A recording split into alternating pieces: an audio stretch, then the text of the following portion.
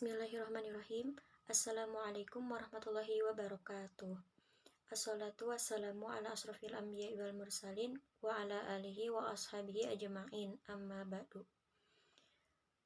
Segala puji dan syukur kehadirat Allah Subhanahu wa taala yang telah melimpahkan rahmat dan inayahnya serta kemudahan sehingga kami dapat menyelesaikan video presentasi dari mata kuliah pengantar manajemen ini dengan baik. Salawat serta salam selalu terlimpah curahkan kepada baginda kita yakni Nabi Muhammad SAW. Kelompok kami berkesempatan untuk mempresentasikan beberapa materi dari mata kuliah pengantar manajemen melalui video presentasi berikut ini. Penerapan manajemen sumber daya manusia dalam mengelola keanekaragaman sumber daya manusia. Pengertian manajemen sumber daya manusia. Manajemen sumber daya manusia adalah pemanfaatan para individu untuk mencapai tujuan-tujuan organisasi. Tujuan manajemen sumber daya manusia adalah untuk meningkatkan kontribusi produktif pada karyawan bagi organisasi secara strategik, etis, dan bertanggung jawab sosial. Pendekatan manajemen sumber daya manusia. Yang pertama, pendekatan mekanis. Dalam pendekatan mekanis, apabila ada permasalahan yang berhubungan dengan tenaga kerja, maka unsur manusia dalam organisasi disamakan dengan faktor produksi lain, sehingga pemimpin perusahaan cenderung menekan pekerja dengan upah yang minimum sehingga biaya produksi rendah. Yang kedua, pendekatan paternalisme. Paternalisme merupakan suatu konsep yang menganggap manajemen sebagai pelindung terhadap karyawan. Berbagai usaha telah dilakukan oleh pemimpin perusahaan supaya para pekerja tidak mencari bantuan dari pihak lain. Untuk yang ketiga, pendekatan sistem sosial. Pemimpin perusahaan mulai mengarahkan pada pendekatan yaitu pendidikan sistem sosial yang merupakan suatu pendekatan yang dalam pemecahan masalah selalu menghitungkan faktor-faktor lingkungan. Proses tahapan manajemen sumber daya manusia. Yang pertama, pengadaan. Yang kedua, pemeliharaan. Dan yang ketiga, pengembangan. Cara mengatasi keragaman karyawan dalam perusahaan. 1. Identifikasi keragaman karyawan yang ada. Yang kedua, membangun komunikasi. Yang ketiga, pelajari karakteristik karyawan. Keempat, bersikap terbuka terhadap keragaman karyawan.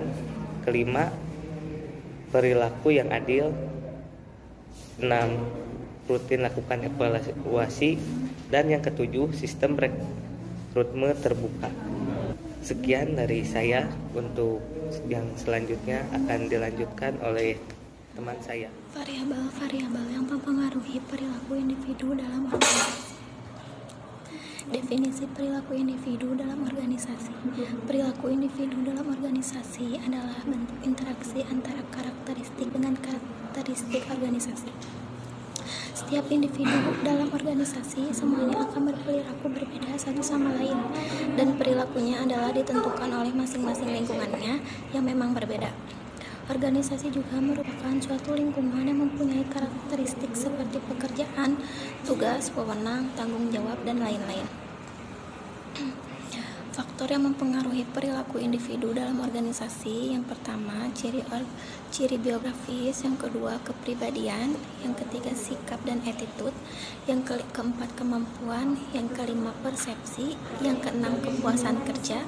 Dan yang ketujuh adalah stres. Sifat-sifat individu dalam organisasi. Yang pertama, manusia berbeda perilakunya karena kemampuannya tidak sama. Terus, manusia mempunyai kebutuhan yang berbeda. Bahkan, para ahli sepakat bahwa manusia ini berperilaku karena didorong oleh serangkaian kebutuhan. Dan yang terakhir ada orang berpikir untuk masa depan. Membangun komunikasi efektif dalam menentukan keberhasilan pembelajaran atau dalam sebuah organisasi. Yang pertama, pengertian komunikasi. Komunikasi merupakan proses mengirim dan menerima simbol-simbol yang memiliki arti dalam rangka pertukaran informasi agar terjadi saling pengertian antara dua orang atau lebih. Komunikasi organisasi adalah semua pola, jaringan dan sistem komunikasi dalam dalam sebuah organisasi. Komunikasi sebagai tindakan satu arah. Komunikasi sebagai suatu proses penyampaian pesan dari komunikator ke komunikan, misalnya tenaga pendidik kepada pihak lain atau peserta didik, baik langsung melalui suatu tatap muka ataupun secara tidak langsung melalui suatu media. Komunikasi sebagai interaksi. Komunikasi merupakan suatu proses sebab akibat atau aksi reaksi secara bergantian, baik verbal ataupun nonverbal. Komunikasi sebagai transaksi merupakan suatu proses yang bersifat personal karena makna atau arti yang diperoleh pada dasarnya bersifat pribadi. Penafsiran atas suatu informasi melalui proses penyandian atau encoding proses, dan melalui penyandian kembali atau decoding proses dalam peristiwa komunikasi, baik atas perilaku verbal ataupun atas perilaku nonverbal, bisa amat bervariasi. Jenis-jenis komunikasi. Pertama, komunikasi intrapersonal, di mana komunikasi ini terjadi pada diri individu itu sendiri. Yang kedua, komunikasi interpersonal. Komunikasi ini terdiri atas dua orang dengan ciri adanya secara tatap muka langsung dan adanya percakapan. Yang ketiga, komunikasi kelompok, terdiri atas beberapa orang untuk bertujuan mendapatkan informasi atau menyelesaikan suatu permasalahan. Yang keempat, komunikasi massa, ditujukan untuk menyampaikan pesan secara bersamaan agar pesan yang disampaikan itu dapat diterima dengan baik. Kemudian, bentuk komunikasi berdasarkan adanya media atau tidak. Yang pertama, komunikasi langsung. Artinya, bentuk komunikasi berdasarkan adanya media atau tidak. Yang pertama, komunikasi langsung. Artinya secara tatap muka dan adanya percakapan secara langsung. Yang kedua, komunikasi tidak langsung atau melalui media. Perkembangan teknologi yang sangat pesat ini memungkinkan komunikasi sangat efektif dan efisien.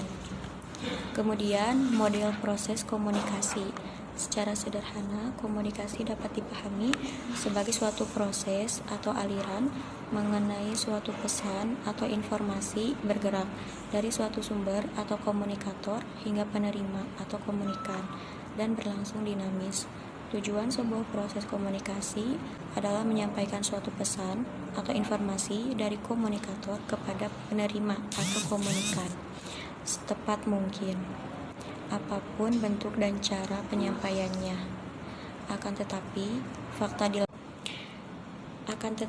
fakta di lapangan yang sering terjadi bahwa sebuah pesan atau informasi itu berubah arti atau distorsi kepada penerima, sehingga adanya informasi yang kurang tepat yang diberikan dari komunikator kepada komunikan atau penerima. Yang terakhir, komunikasi yang efektif dan efisien. Jadi, ke dalam suatu organisasi dan menyebarkannya dengan cepat kepada karyawan yang memerlukan informasi tersebut. Dan yang terakhir, komunikasi yang efisien adalah komunikasi yang tidak memakan waktu dan biaya yang teori motivasi hierarki Maslow dalam organisasi. Definisi motivasi didefinisikan sebagai proses yang menjelaskan intensitas, arah, dan ketekunan seorang individu untuk mencapai tujuannya. Sementara motivasi umum berkaitan dengan usaha mencapai tujuan apapun. Kita akan mempersempit fokus tersebut menjadi tujuan organisasi untuk mencerminkan minat terhadap perilaku yang berhubungan dengan pekerjaan. Hierarki teori kebutuhan. Barangkali tepat untuk dikatakan bahwa teori motivasi yang paling terkenal adalah hierarki kebutuhan milik Abraham Maslow. Ia membuat hipotesis bahwa dalam setiap diri manusia terhadap hierarki dari 5 kebutuhan tersebut adalah: yang pertama, kebutuhan fisiologis merupakan kebutuhan dasar atau primer setiap orang yang yaitu udara, makanan, tempat berlindung, dan penghindaran dan rasa takut. Yang kedua, kebutuhan keamanan. Bagaimana kebutuhan fisiologis telah terpenuhi, individu lalu memperhatikan keselamatan dan keamanan dirinya. Yang ketiga, memiliki.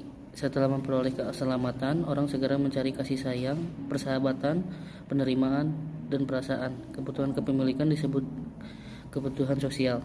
Yang keempat, kebutuhan penghargaan. Setelah kebutuhan sosial terpenuhi, individu fokus pada egonya, status, harga diri, pengakuan bagi apa yang ia miliki, dan perasaan percaya diri. Yang kelima, kebutuhan akulasi diri. Tingkat kebutuhan itu tertinggi adalah mencapai potensi penuh seseorang untuk melakukan ini. Seseorang membangun diri, berprestasi, dan memperoleh kemajuan tertentu dalam hidupnya. Peranan pemimpin dalam organisasi. Adapun pengertian pemimpin secara umum adalah kemampuan seseorang untuk mempengaruhi orang lain atau bawahan untuk mencapai tujuan yang diinginkan oleh seorang pemimpin. Adapun pengertian pemimpin atau kepemimpinan menurut Robert Schuller adalah kekuatan yang menyeleksi mimpi dan menetapkan tujuan yang akan dicapai. Kekuatan yang menggerakkan perjuangan atau kegiatan untuk menuju sukses. Setiap orang memiliki potensi, namun tidak semua orang yang menyadari.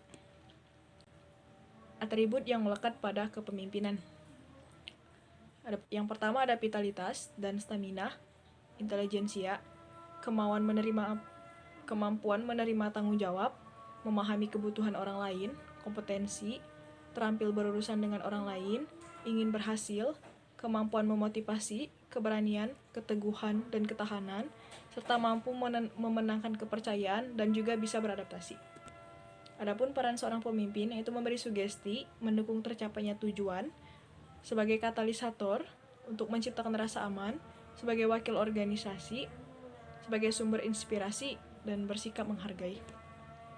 Adapun pendekatan gaya kepemimpinan itu dibagi menjadi dua, ada pendekatan teori sifat dan pendekatan teori perilaku. Untuk pendekatan teori sifat, teori ini lebih menekankan kepada keberhasilan organisasi pada diri pemimpin. Studi tentang kepemimpinan ini didasarkan pada karakteristik pemimpin yang berhasil menjadi ciri-ciri pribadi. Untuk pendekatan teori perilaku, teori ini lebih didasarkan pada studi perilaku hubungan antara pemimpin dengan individu, kelompok, dengan organisasi. Adapun faktor-faktor yang mempengaruhi perubahan, itu ada dua. Pertama, faktor internal atau faktor dari dalam. Yang kedua, faktor eksternal atau faktor dari luar. Untuk faktor dari dalam ini biasanya kurangnya visi dan misi atau value yang tidak sama. Kedua, ini alur strateginya yang tidak jelas. Ketiga, lemahnya keterpaduan antara visi dan sistem. Keempat, nih gaya pemimpinnya tidak sesuai dengan visi. Kelima, lemahnya kompetensi dan integritas. Kedua tadi ada faktor eksternal atau faktor dari luar. Itu bisa dari aspek Saspolkam, dari aspek kebudayaan atau kultur, dari aspek iptek, dan juga bisa juga dari aspek peraturan perundang-undang. Sekian video presentasi dari kami. Mohon maaf apabila masih banyak kekurangan serta kesalahan. Terima kasih. Wabillahi taufiq wal hidayah. Wassalamualaikum.